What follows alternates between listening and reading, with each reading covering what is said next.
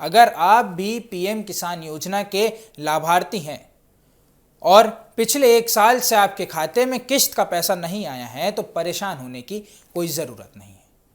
कुछ ज़रूरी चीज़ें ठीक करने के बाद आपकी रुकी हुई किश्त दोबारा शुरू हो सकती है।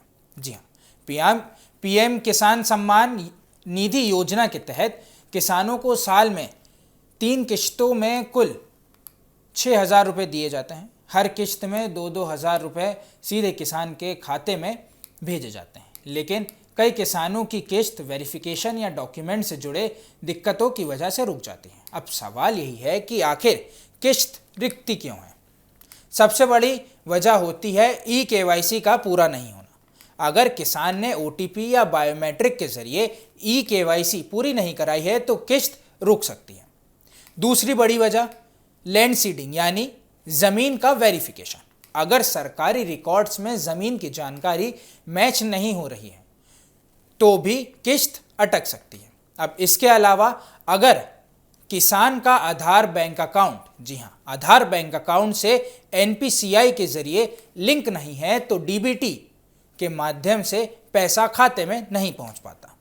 अगर आपकी किश्त भी रुकी हुई है तो सबसे पहले अपना स्टेटस चेक करें। जी हाँ, इसके लिए पीएम किसान के ऑफिशियल पोर्टल पर जाकर नो योर स्टेटस वाले ऑप्शन पे अपना रजिस्ट्रेशन नंबर या मोबाइल नंबर डालें। यहाँ आपको पता चल जाएगा कि पेमेंट की वजह या फिर पेमेंट किस वजह से रुकी हुई है।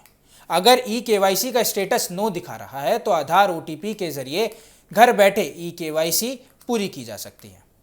अगर आधार में मोबाइल नंबर लिंक नहीं होता है तो नज़दीकी कॉमन सर्विस सेंटर जाएं। बायोमेट्रिक से ई-केवाईसी करवाई जा सकती है।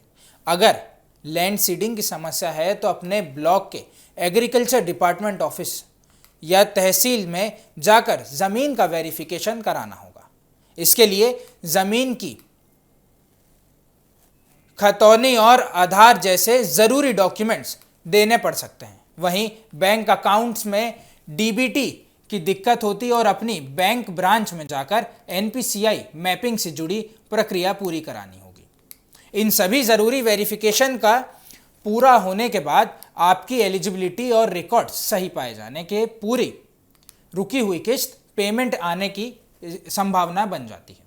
अब अगर डॉक्यूमेंट सही कराने के बाद भी पैसा नहीं आता है तो पीएम किसान की हेल्पलाइन 155261 या 101124300606 पर संपर्क कर सकते हैं। यानी अगर 1 साल में पीएम किसान की किश्त रुकी है तो सबसे पहले घबराइएगा नहीं। अब ई-केवाईसी हो सकती है, लैंड सीडिंग और बैंक डीबीटी स्टेटस ज़रूर चेक करें।